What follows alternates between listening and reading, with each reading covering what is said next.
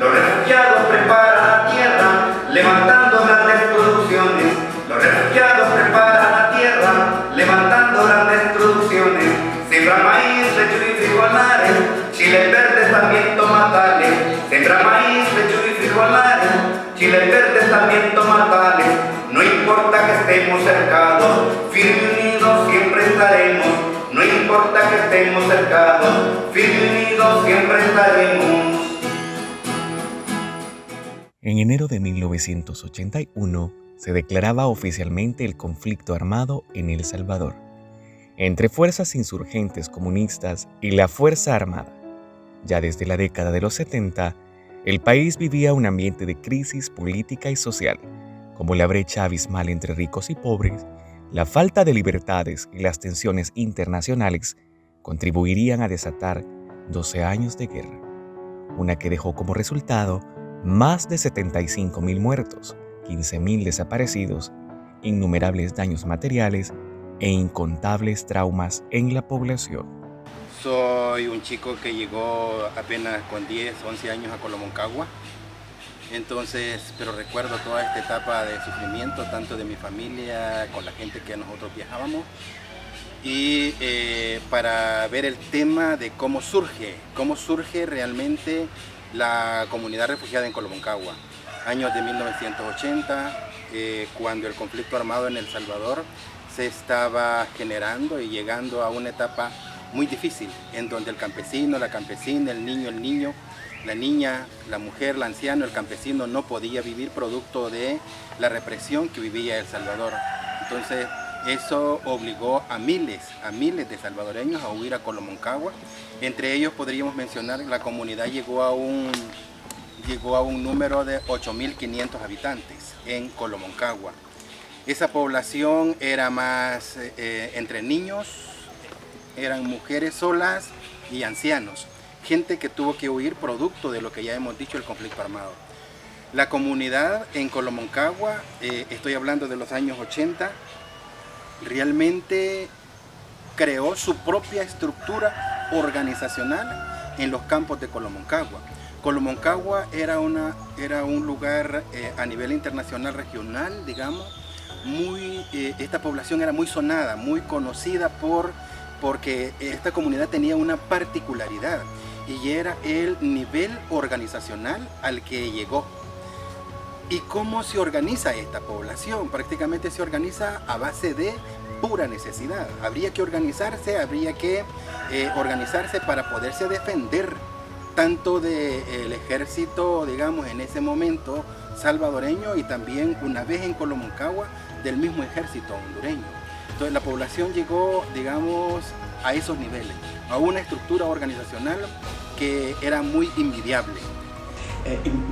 Empezó a venir mucha gente de Europa a visitar porque este campamento era sumamente conocido en Europa. ¿Por qué?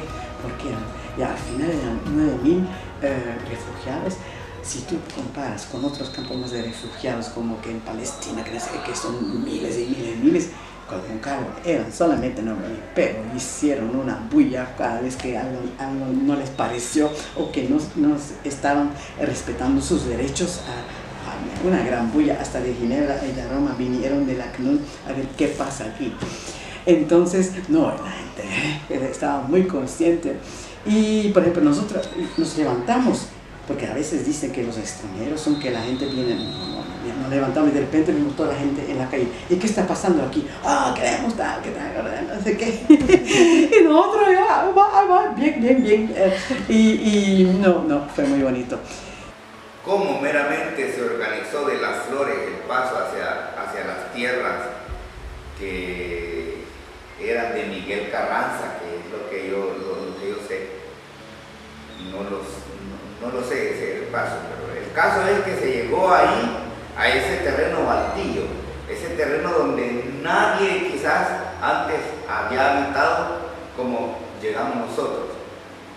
Sí, José María Tojeira, un señor que trabaja en la UCA de los jesuitas, me cuenta que él llegó a vernos, teníamos como un año de estar ahí y mira, dice, las situaciones de salubridad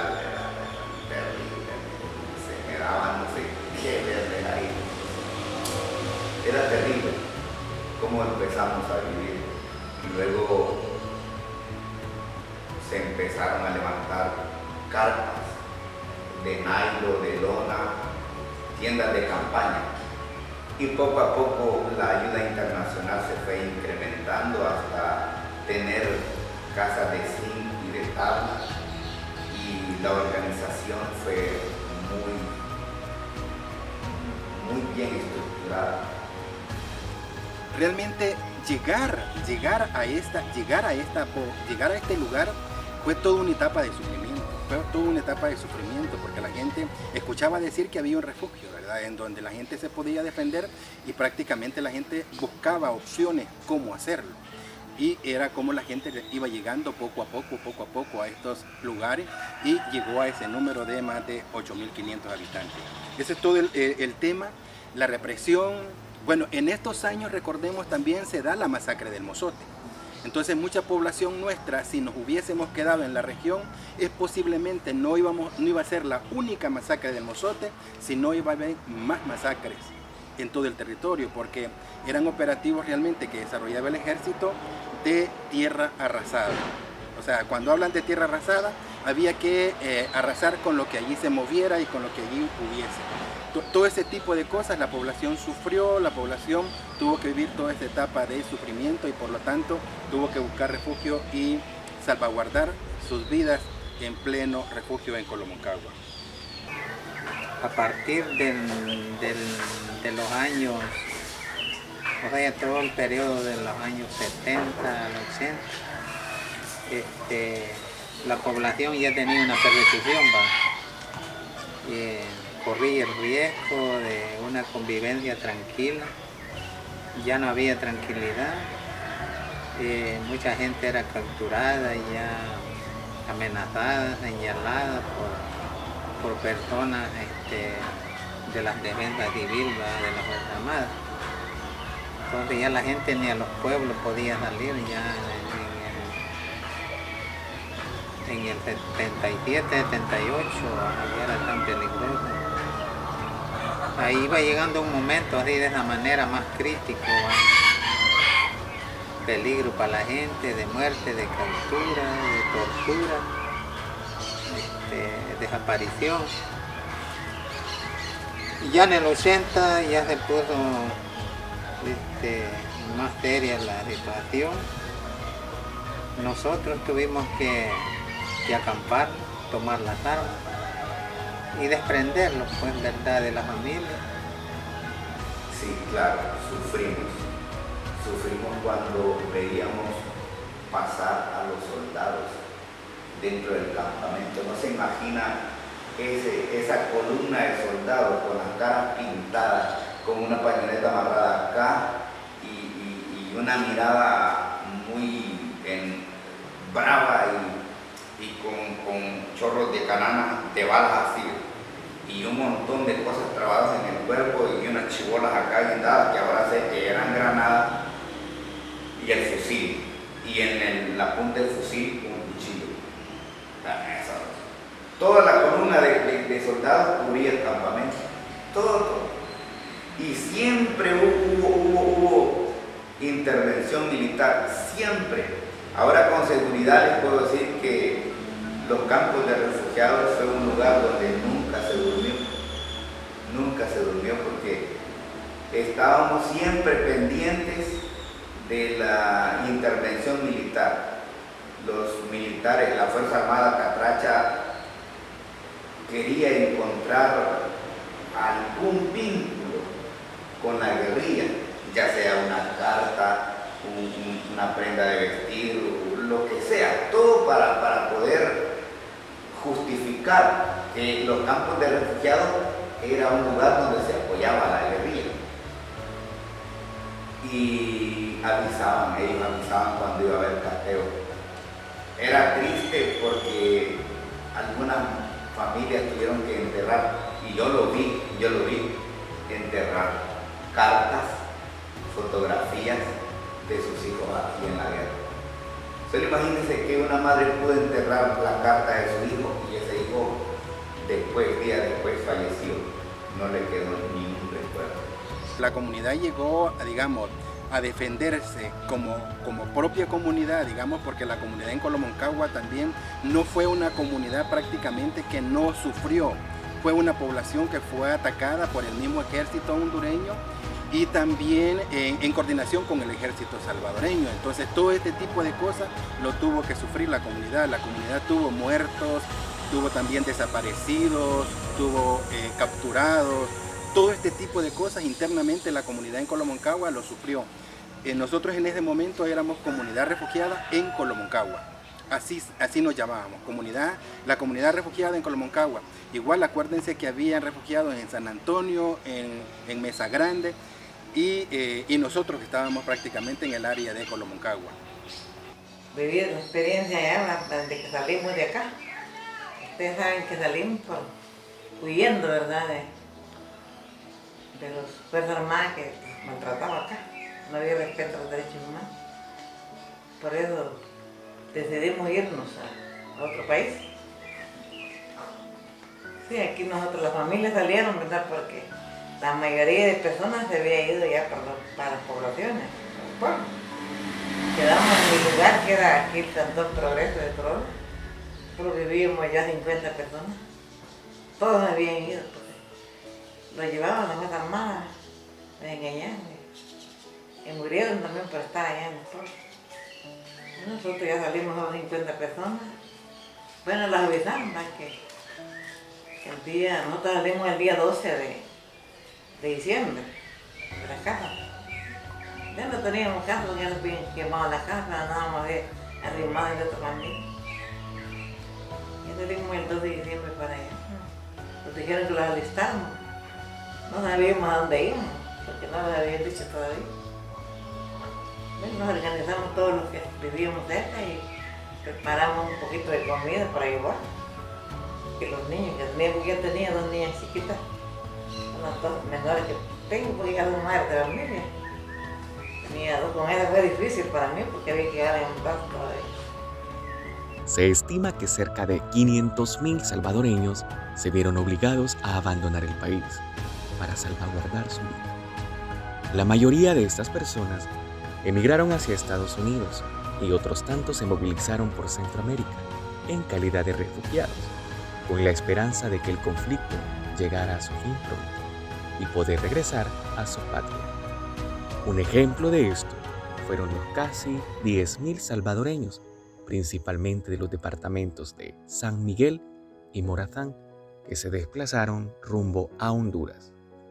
Ellos estaban convencidos de que los campos de refugiados era un lugar muy importante para la guerrilla, de donde se enviaba alimentación, ropa, zapatos y hasta utensilios bélicos.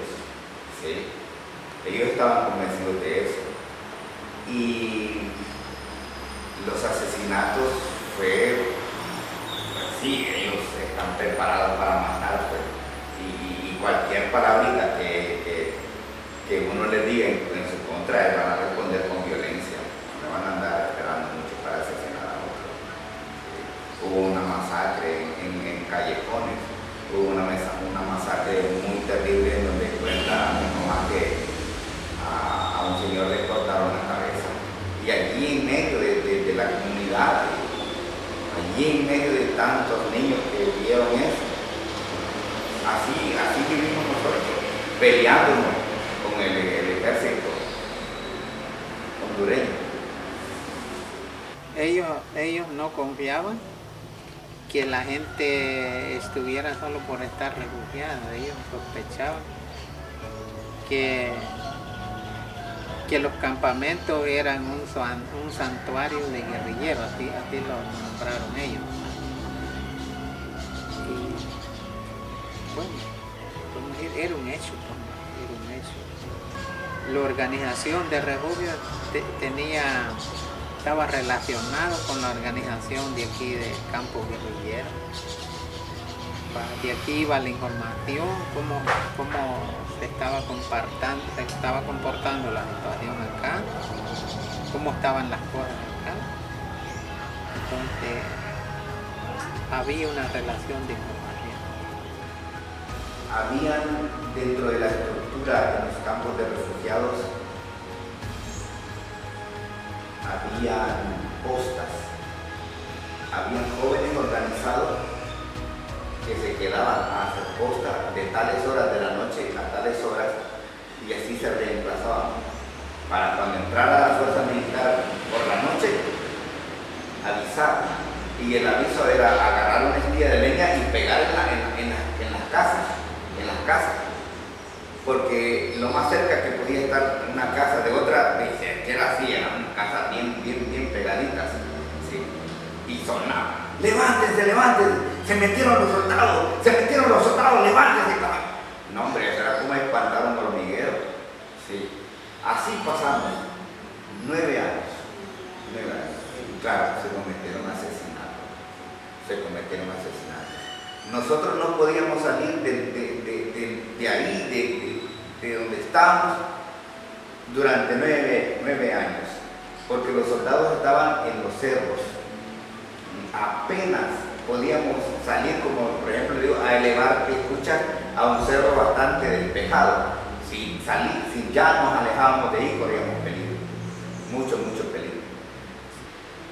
Es que lo que hizo explotar más la guerra y el abandono de muchas personas de este país fue el asesinato clandestino, los asesinatos selectivos.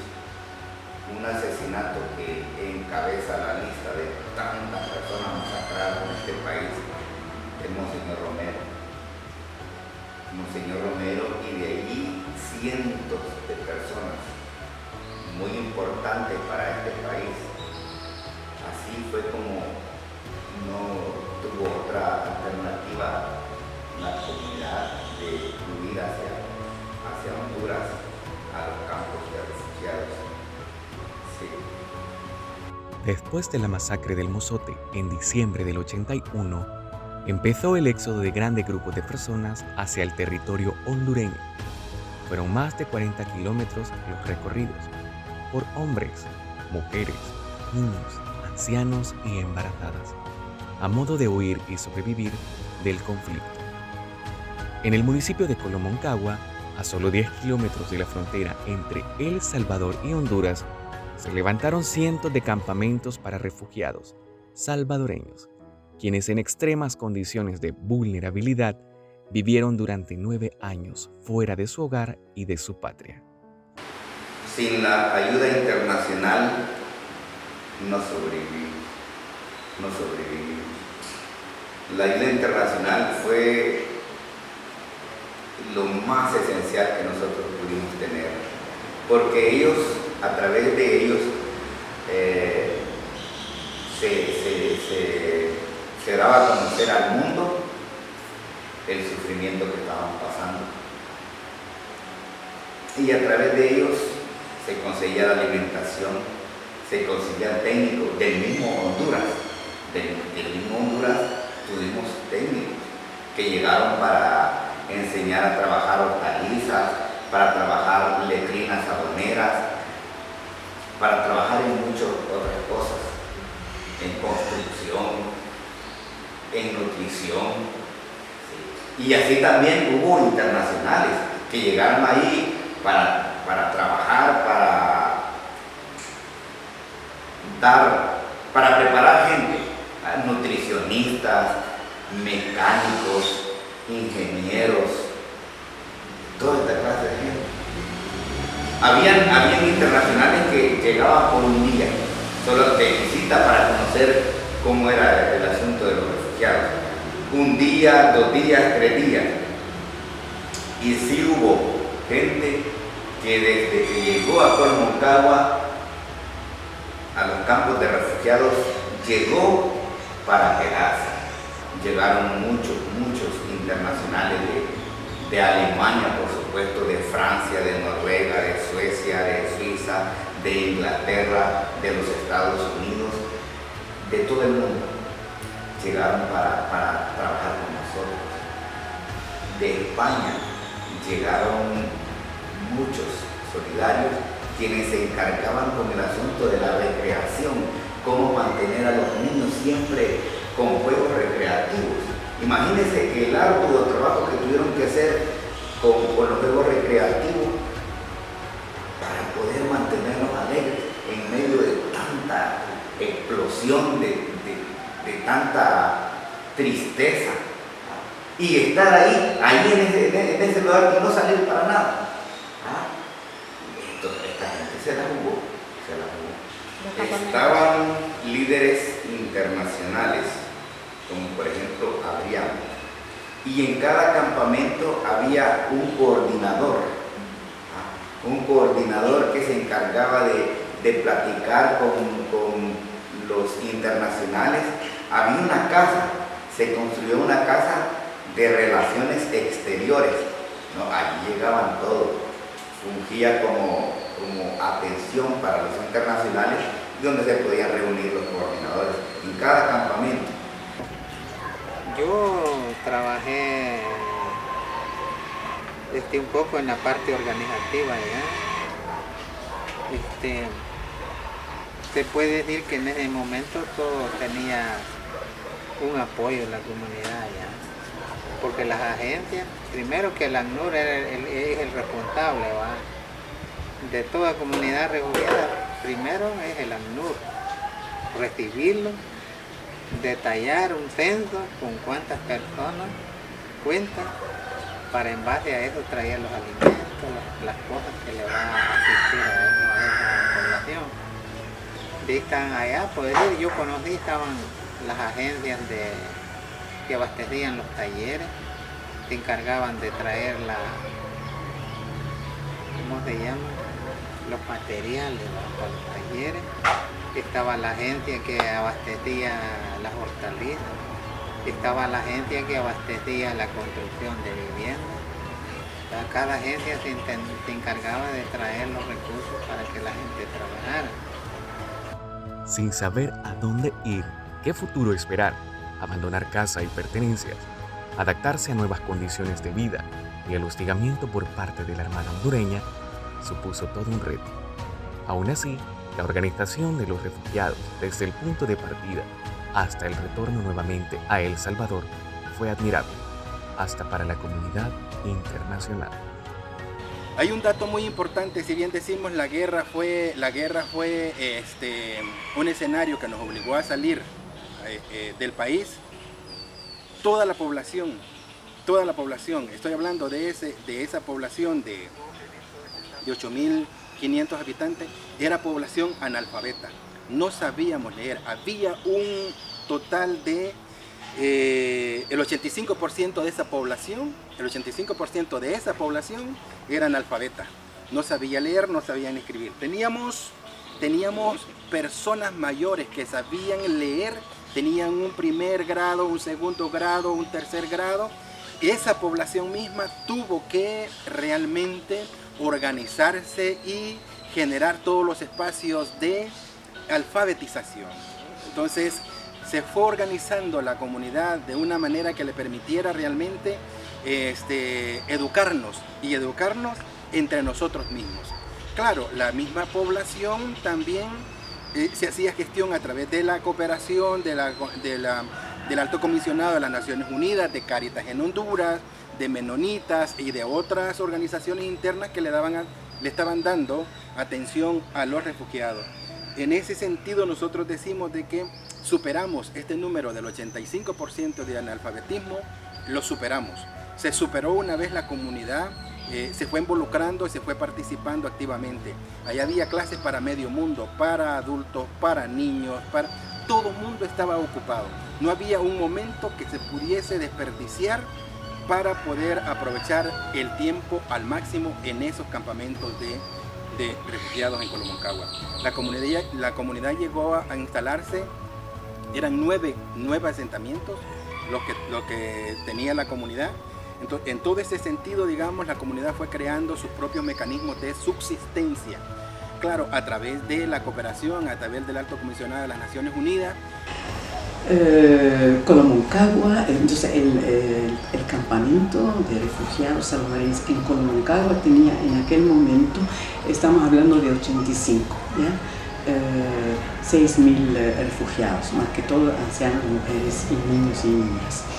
Y había un problema que estos refugiados estaban considerados como base de la guerrilla y por eso estaban cercados, vivían como en una cárcel al aire libre. ¿Ya? Eso aparece en algunas de las canciones. Entonces los niños no podían ir a la escuela. Entonces allá por parte de la CNUR, ¿ya? Y de Cáritas Honduras estaban organizando la enseñanza, la escuela en los campamentos. Claro, muchos de los refugiados tenían un nivel básico o no. Muchos fueron tal vez el kinder, el primer grado, el segundo grado, algunos habían hecho algunos grados más, entonces, pero hacía falta. Entonces, Cáritas Honduras, que era responsable para la educación dentro de los campamentos, llamó a las Cáritas internacionales, ¿ya? Para que mandaran voluntarios a trabajar allá. Y así invitaron vinieron españoles, vinieron alemanes y vinieron belgas. Entonces, yo ya me invitó una ONG de Bélgica, Veteus, que tenía conectos con Cáritas. Entonces me llamaron y me dijeron si yo quería trabajar en campamentos de refugiados salvadoreños, en alfabetización y en Honduras.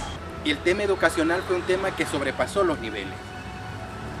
Logramos el 85%, fuimos alfabetizados. Yo tenía 11 años y yo no sabía leer ni escribir. Yo allá fui a aprender a leer y escribir. E incluso, a mucha honra les digo yo de que realmente yo aprendí a leer y a escribir en los mismos cartones que llevaban la alimentación. Y con carbón, ni siquiera con un lapicito bonito como lo que tenemos hoy. No, fue con carbón y fue con cartón realmente de los que traían la alimentación. Entonces así empecé y así empezamos a alfabetizar, haciendo uso de los recursos propios que teníamos. No ocupábamos libretas, no ocupábamos papel y de esa manera nos fuimos educando. Entonces, y muchos de nuestros ancianos, que por hoy mucha de esa gente ya no está, fuimos los que recibimos clases de todas esas personas que tenía, como lo dije en un principio, un segundo grado, un tercer grado, el mayor grado que había creo que era cuarto grado, no había más grado, en aquella gente que sabía leer y escribir un poquito. La educación se desarrolló a través de métodos, no sé si decirle la palabra correcta será empírico.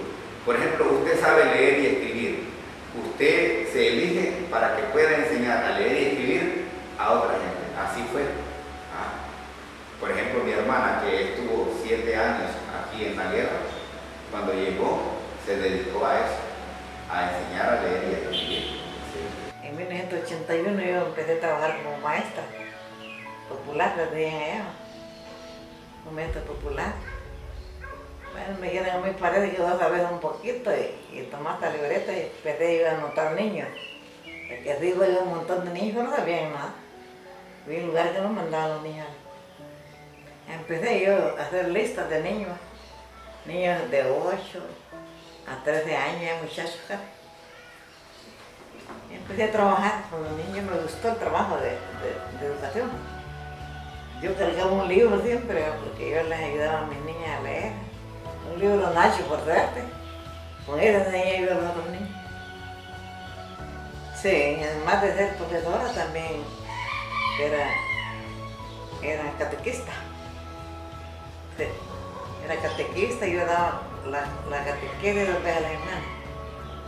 Reunía yo a las ancianas, porque las ancianas iban bien tristes, vamos a decir, porque ya habían perdido a sus hijos acá. Había que ayudarles a ellos por medio de la palabra de Dios. Había que ayudarles para darles ánimo. Desde el punto de vista del campamento, de la dirección era muy inteligente porque si no solo en un mismo lugar, en un solo campamento, claro, que estaba vigilado por soldados hondureños, entonces ellos mismos hicieron las condiciones para que podían cambiar un poquito, ¿ya? Entonces, en una semana era aquí las clases donde se reunieron todos, en otra semana era en otro campamento. Entonces, todos fueron después en este campamento, después en este, iban a cambiar cada vez. Entonces, la gente también en los talleres, la gente se veía con otra gente para cambiarle para nada, porque si no, muy aburrido todo el tiempo. Vaya, entonces, eso está muy bien organizado. Algo de lo que muchos de los sobrevivientes de este éxodo siempre tendrán en agradecimiento es el apoyo de Alto Comisionado de las Naciones Unidas para los Refugiados y de otros líderes internacionales, quienes durante el tiempo en Honduras brindaron toda clase de cooperación a la población de los campamentos. En este sentido, la Organización Comunitaria en Asistencia Médica, Alimentaria y Educativa, así como la implementación de talleres de productividad, es algo notoriamente reflejado hasta el día de hoy en la ciudad Segundo Montes de Morazán, organización de la cual la comunidad asegura ser fruto de la lucha de una guerra. En esa etapa realmente decíamos nosotros, como la comunidad se organiza de una manera voluminosa, digamos, en Colomoncagua, que llegó a crear un departamento de comunicaciones. El departamento de comunicaciones es un área muy pequeña que su área era más, digamos, a nivel de boletines o panfletos que se desarrollaban y se distribuía a toda la población para que se diera cuenta de lo que estaba pasando en el país. Justamente eso era. Entonces, esa parte fue como el origen también que le dio a la radio. Entonces, ese equipo, esa estructura la traslada a la comunidad también para acá, y fue como fuimos dándole vida a toda la estructura misma de la radio. ¿Por qué digo yo que tenía que hacer una combinación? Porque la radio no es una cosa fuera de la realidad de la comunidad, es parte de todo este acontecimiento histórico que le tocó vivir a la misma comunidad. Y desgraciadamente nosotros decimos, la radio le costó también desarrollarse en todas esas etapas, porque en sus primeros años éramos como una radio mercado. Éramos una radio mercado con parlantes distribuidas en diferentes partes de la comunidad, y en ese momento éramos más de denuncia. No utilicen la comunidad como campo de batalla, fuera los militares, no queremos atropellos en contra de las violaciones a los derechos humanos. Ese fue nuestro primer papel como radio.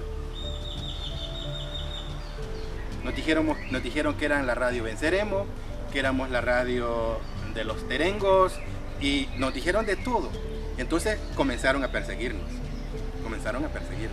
Fíjense cómo es la cosa. En esos años nosotros, por ejemplo, pasamos de la etapa de la radio mercado. Una iglesia de los Estados Unidos, la iglesia católica, nos dona un transmisor de 20 watts de potencia. Con ese transmisor de 20 watts de potencia pusimos a funcionar la radio y nos oíamos en toda la comunidad y sus alrededores. Entonces, claro, mucho periodista internacional que no podía ingresar a la zona escuchaba la radio, tomaba las denuncias nuestras y las hacía público, tanto a nivel nacional como internacional. Entonces, ese papel lo jugamos. Todavía no habían acuerdos de paz, ¿verdad? Entonces fue muy importante el papel de la radio, y nosotros dijimos, este instrumento de comunicación tenemos que seguirlo manteniendo. Y lo que resultó, voy a la pregunta suya, nosotros monitoreábamos el dial aquí, y donde no se escuchaba nada, ahí poníamos la radio. Eso era ilegal. Estábamos en guerra pero había que operar, había que hacer algo, pues. Una vez me acuerdo que incluso nos pusimos en la frecuencia de la Radio Luz, una radio católica, creo que. Híjole, nos cayeron con todo. Y nos dijeron que si no cambiábamos ese dial, era $500,000 que teníamos que pagar de multa. Inmediatamente nos salimos y buscamos otro dial, en donde no se escuchaba nada, y nos mantuvimos por mucho tiempo ahí. En el 95, la Policía Nacional Civil, por órdenes del Antel, Aquí vinieron y nos decomisaron el equipo, se lo llevaron. No nos dijeron ni buenas tardes ni no, de un solo a cabina a sacar todo, a como diera lugar y se lo llevaron. No nos llevaron el transmisor lo teníamos aquí en este cerro. No se llevaron el transmisor, sino llevaron consola, micrófono. Por fin todo arruinaron también. No nos respondieron. Nosotros pusimos un recurso de amparo ante la Corte Suprema de Justicia, la Sala de lo Constitucional, y la Sala falló a nuestro favor, porque nos respaldaba el artículo 6 de la Constitución. Toda vez y cuando dice no subviertan el orden, usted puede crear su propio instrumento de comunicación. Nosotros no estamos subvirtiendo el orden. Entonces, la Sala falló a nuestro favor, mandató a que se entregaran los equipos de Arruin, al equipo Narví, y a partir de eso, digamos, comienza nuestra lucha. Pero era de esperarse, una población que aumentara su número de habitantes, así crecerían las necesidades y se volvería casi insostenible el apoyo internacional. Así es como se hace más fuerte el deseo de retornar a El Salvador, aún en medio del conflicto, pues solo faltaban 2 años para que se diera la firma de los acuerdos de paz entre el gobierno y la guerrilla. Es por eso que el lema de la comunidad Segundo Montes ha sido y será siempre: en guerra nos fuimos y en guerra regresamos. Conocí un poco que la decisión del retorno se da porque la población refugiada ya era grande, había crecido. Por otra parte, el ACNUR ya no quería abastecer lo suficiente en alimentación, en todo a lo que debía de abastecer a la población refugiada. Entonces, partiendo de eso, la población tomó la decisión de retornar en plena guerra todavía. Por eso dice la consigna, dice: en guerra se fueron y en guerra regresan. Entonces, pero esto tengo entendido que tuvo una discusión que se llamó Ciresca, según en Guatemala se dio. Según tengo entendido, estos fueron ciertas personas entre 3 comisiones, ¿verdad? La Comisión de Honduras, la Comisión de Refugiados y la Comisión Nacional, ¿verdad? Para discutir y tomar la decisión si se le permitía el retorno a la población refugiada, más de 8.000 refugiados. El 16 de noviembre del año de 1989, ¿verdad?, previo a toda esta etapa que ya he mencionado, el tema estratégico de las inteligencias de ambos estados, estoy refiriéndome de El Salvador y Honduras, tenían un plan. ¿Y cuál era el plan? El plan era repatriarlos o reubicar esa población en Colomoncagua y trasladarla a la zona sur, o sea, más al centro de Honduras. Porque los servicios de inteligencia de ambos estados estaban previendo que la guerra no iba a terminar en 9, 10 años o 12, sino esa guerra se iba a alargar. Entonces, había un plan, y el plan era de ubicar en esta zona donde estaba ubicada la comunidad, prácticamente ubicar el ejército. Había un plan de ubicar ejército de ambos países para poder apoyar a El Salvador en el tema del conflicto armado. Entonces, esa etapa puso en alerta a toda la población, y se nos consultó, se hizo una consulta a nivel de toda la población. ¿Qué querían? ¿Querían que nos repatriáramos más adentro de Honduras o queríamos regresar a El Salvador? Entonces, la conclusión final que sacó esa coordinación de la comunidad fue el regreso a El Salvador. Y aún nosotros sabíamos que el país estaba en guerra, que por eso decimos nosotros: en guerra nos fuimos y en guerra regresamos. porque fue eso. No queríamos irnos más al centro de Honduras, sino que mejor regresar a nuestra tierra que nos había visto nacer. ¿Bajo qué condiciones nosotros regresábamos a El Salvador? En ninguna condición. El país estaba en guerra, no había finalizado la guerra, no habían acuerdos de paz. Eso puso en una desventaja también a todo el tema organizacional de la comunidad, porque había que venir a enfrentar lo mismo con lo que salimos. Bombas, ataques, desapariciones, ahora en otro nivel, pero ahora más fuerte todavía. De Río Torola para acá eran zonas controladas por el FMLN, no eran zonas en donde el ejército los controlaba. Entonces, toda esta zona era zona resguardada por el FMLN. Era muy peligroso, ¿no? Y la comunidad se ubica en los municipios de Mianguera y Jopoitique, justamente en el área roja, como se la llamaba. Esta zona se le llamaba roja por eso, porque era una zona controlada por el FMLN y no había... Si el ejército pasaba del puente para arriba, iban a haber ataques, iban a haber enfrentamientos y balaceras, bombas por todos lados. Y así fue. Así fue. Aún cuando la comunidad misma termina su repatriación, aquí hubieron enfrentamientos, hubieron borbandeos, en toda esa etapa, ¿verdad? Y justamente en ese escenario, cuando regresamos, el 16 de noviembre del 89, regresa el primer grupo de 705 compatriotas y se vienen a pie. Cuando ACNUR toma la decisión y dice, no se pueden ir porque el país está en guerra. Ustedes van a sufrir. Sí, pero preferimos irnos para El Salvador a que nos vayan a meter más al fondo de Honduras. O sea, no queremos eso tampoco. Entonces, en ese sentido, asumimos las consecuencias. La comunidad asumió las consecuencias y asumió el desafío de decir que nos vamos. Y así fue. Nos venimos. Y el 16 de noviembre, si ustedes han leído, han investigado y todo eso, matan a los sacerdotes jesuitas. Dentro de ellos estaba el padre Segundo Montes. Justamente eso ocurre el 16 de noviembre.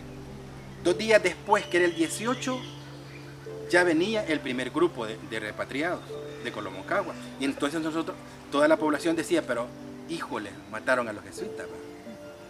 Y allí está el padre Segundo Monte. Y el padre Segundo Monte fue un sacerdote que visitó la comunidad y se encariñó de la comunidad. Nos daba palabras de aliento, nos decía, yo creí que no había futuro para El Salvador, pero al verlos a ustedes cambié de opinión.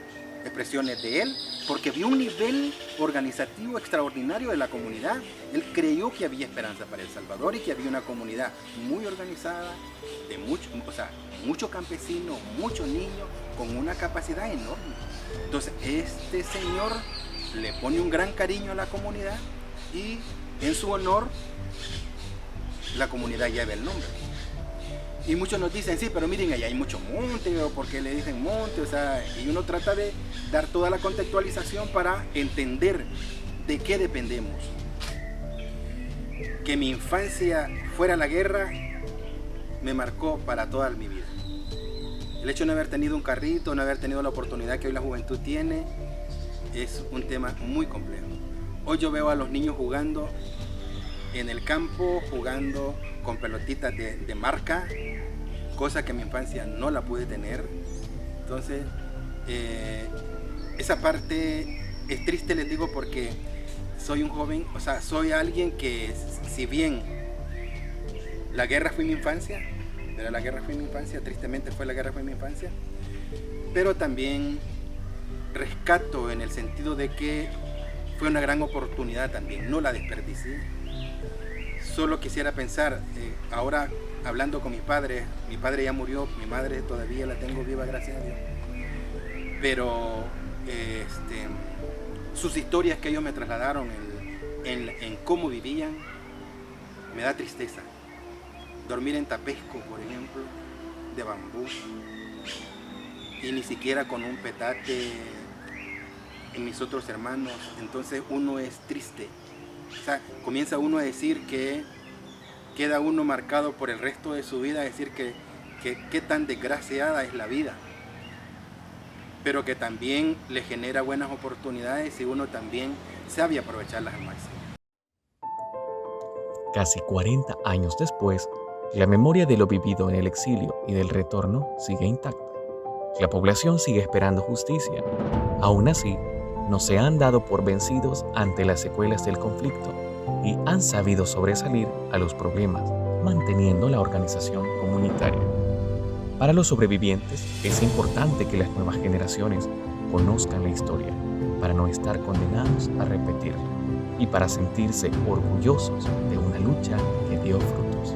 Hasta que nuestro pueblo se pueda liberar, pero estamos decididos a llegar hasta la muerte, hasta que nuestro pueblo se pueda liberar. A los pueblos solidarios les rendimos las gracias, que se muestran muy activos en esta situación.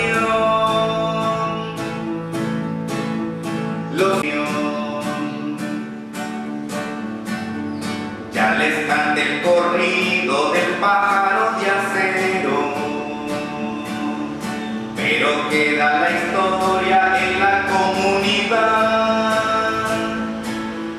de lo que aquí se sufre por una dictadura que no tiene conciencia para la humanidad. De lo que aquí se sufre por una dictadura que no tiene conciencia para